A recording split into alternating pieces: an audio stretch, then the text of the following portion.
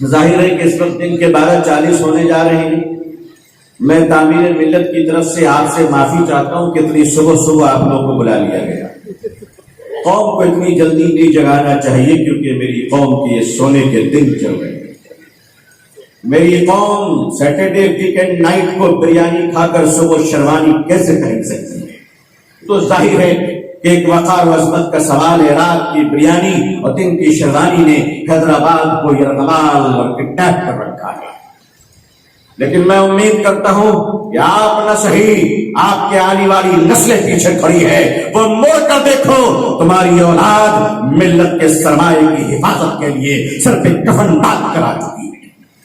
مسلمانوں ایسا نہ ہو کہ تمہاری اور ہماری سستی، مستی اور زبردستی آنے والی نسلوں کو ہمارا باغی بنا دے، آنے والی نسلوں کو کہیں تم سے نفرت کرنے پر مجبور نہ کرے.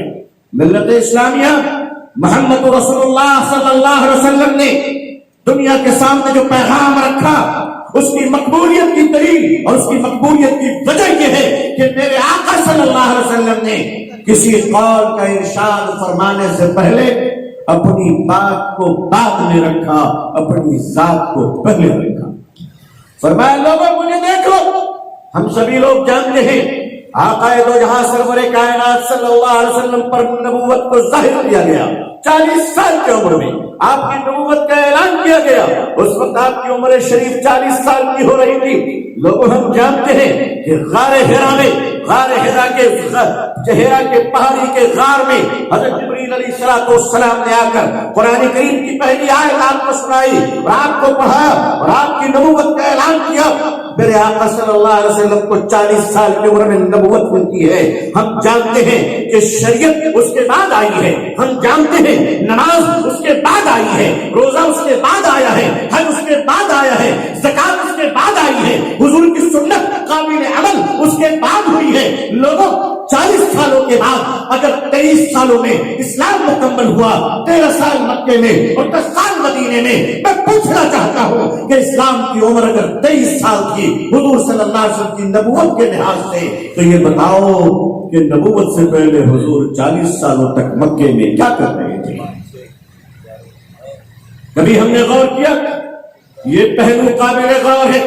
سیرت النبی کا یہ درخشاں پہلو صلی اللہ علیہ وسلم کہ آپ 40 سال تک مکے میں کیا کر رہے تھے؟ 40 سال تک مکے میں آپ کی زندگی کا معیار کیا تھا؟ آپ کا بچپن کیسے گزرا؟ آپ کی نوعمری کیسے گزری؟ آپ کی جوانی کس راہوں میں گئی؟ 40 سال میں جب ایک میچورٹی آ گئی، اللہ کی مرضی اور مشیت کہ آپ کے نبوت کو ظاہر کیا گیا، ورنہ نبی تو پیدائشی نبی ہوتا ہے. میرے اور آپ کے آقا حضرت محمد رسول اللہ صلی اللہ علیہ وسلم مکے کی گلیوں میں چل رہے ہیں. 10-12 سال کی عمر شریف ہے. مکے کے چبوترے پہ مکے کے چودھری بیٹھے ہیں، بڑے بڑے صدر اور جنرل سیکرٹری بیٹھے ہوئے ہیں، خاندان قریش اور بنو ہاشم کے سردار بیٹھے ہیں، بنو امیہ بیٹھا ہے، بنو ہاشم بیٹھے ہیں. محمد صلی اللہ علیہ وسلم راستے سے گزرتے ہیں، دنیا کھڑی ہو جاتی ہے، لوگ کھڑے ہو جاتے ہیں، سردار کھڑے ہو جاتے ہیں. پوچھا گیا عبد المطلب کے پوتے اور عبداللہ کے در یتیم میں آخر وہ کون سی کشش ہے کہ مکے کے سردار کھڑے ہو جاتے ہیں؟ تو سردار کہتے ہیں کیوں نہ کھڑا ہو جاؤں، یہ سچ بولنے والا آ رہا ہے، یہ امانت رکھنے والا آ رہا ہے، یہ لوگوں کے کام آنے والا آ رہا ہے. اللہ تعالیٰ نے 40 سالوں تک اس دنیا کو حضور صلی اللہ علیہ وسلم کا کریکٹر دکھایا. اللہ نے 40 سالوں تک یہ بتایا کہ مکے والوں دیکھ لو میرے محمد کو صلی اللہ علیہ وسلم یتیم ہے مگر جھوٹ نہیں بولتا، غریب ہے مگر جھوٹ نہیں بولتا. مکے سے طائف جاتا ہے، قبیلے بنو سعد میں حلیمہ کے بچوں کے ساتھ تو رہتا ہے مگر دودھ پیتے وقت بھی حلیمہ کے دوسرے بچوں کے ساتھ انصاف کرتا ہے.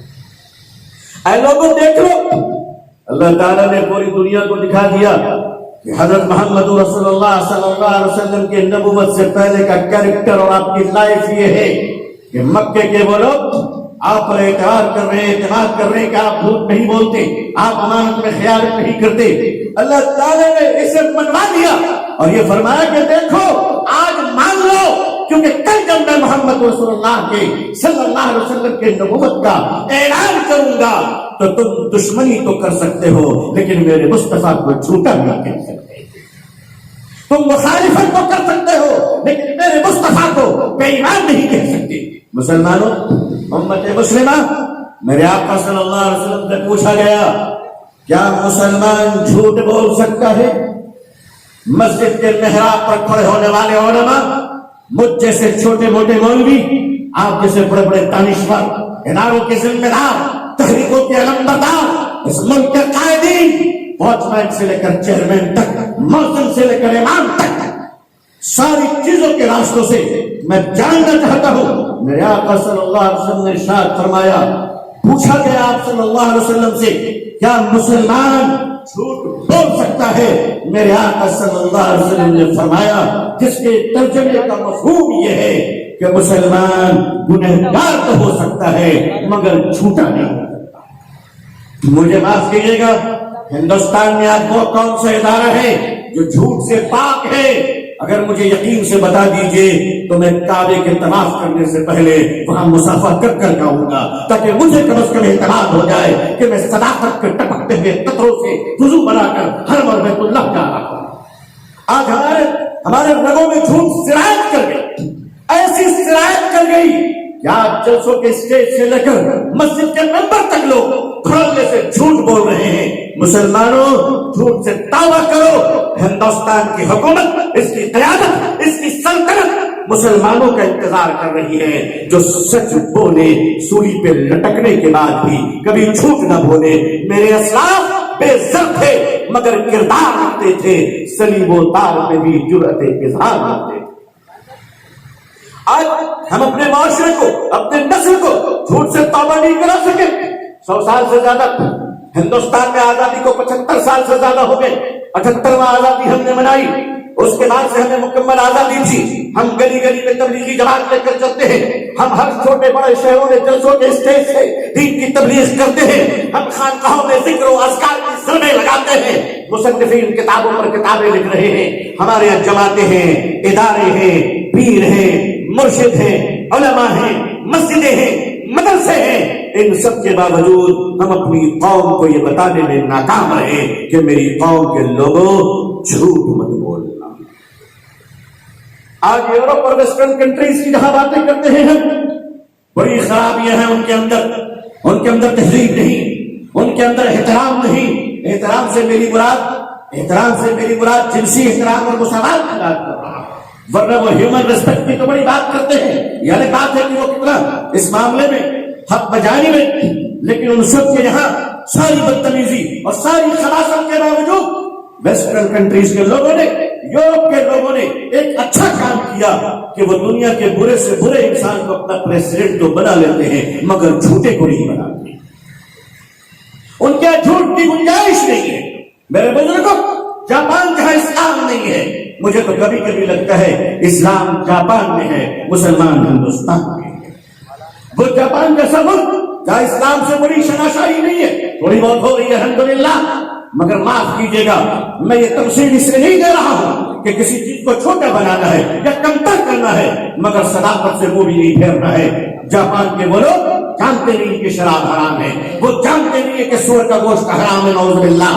ان کے نوجوان نسل شراب خانوں میں بیٹھ کر شراب تو پیتے ہیں مگر جھوٹ نہیں بولتے۔ اگر یہ مجمع مجھے معاف کر دے تو مجھے معاف کر دیجیے گا کہ وہ شراب خانوں میں بھی بیٹھ کر جھوٹ نہیں بولتے، اور ہم مسجدوں میں بھی بیٹھ کر کبھی کبھی سچ نہیں بولتے۔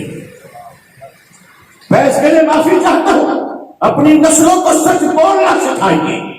سیرت النبی کے جلسے مبارک ہو صلی اللہ علیہ وسلم، میں بھی اپنے لیے ذریعہ مغفرت سمجھتا ہوں جلسوں کو، ذریعہ نجات سمجھتا ہوں جلسوں کو۔ بھلا میری کیا حیثیت، میں تو آپ جیسوں کی دعاؤں پر جی رہا ہوں، آپ کے نیک لوگوں کی جھوٹوں کے صدقوں پہ جی رہا ہوں، لیکن میری قوم کے لوگوں، میں چاہتا ہوں کہ میری بات تمہارے دل پر چوٹ بن کر لگے، تمہاری نیند خراب ہو جائے اور تم تڑپو رات بھر کہ اللہ اس امت کا کیا حال ہو رہا ہے۔ چھوٹے چھوٹے بچے جھوٹ بول رہے ہیں، آج ہماری نسلیں نشے کی عادی بنتی چلی جا رہی ہے۔ چائے کی پیالی میں نشہ ہے تو سافٹ ڈرنک میں نشہ ہے، سگریٹ اور پان میں نشہ ہے۔ میری قوم کے لوگوں کہ آج تمہیں میرے آقا صلی اللہ علیہ وسلم کے سیرت کے اس ایسے عظیم اور مقدس موقع پر کیا توبہ کرنے کا دل نہیں چاہتا؟ اللہ جزائے خیر دے ڈاکٹر عبد القدیر صاحب کو، شاہین کے ذمہ دار موجود ہیں، کیا دیوانہ ہے یہ شخص قوم و ملت کا، کبھی کہتا ہے کبھی نشے کے خلاف مہم چلاتے ہیں، آج کل آؤ نماز سکھوں کی مہم چلا رہے ہیں۔ اللہ تعالیٰ ان جیسے تمام لوگوں کو جزائے خیر عطا فرمائے، تمام لوگوں کو۔ لیکن عزیزان ملت یاد رکھیے گا، انقلاب جلسوں سے بیداری تو آتی ہے، انقلاب دلوں کے فکروں سے آئے گا۔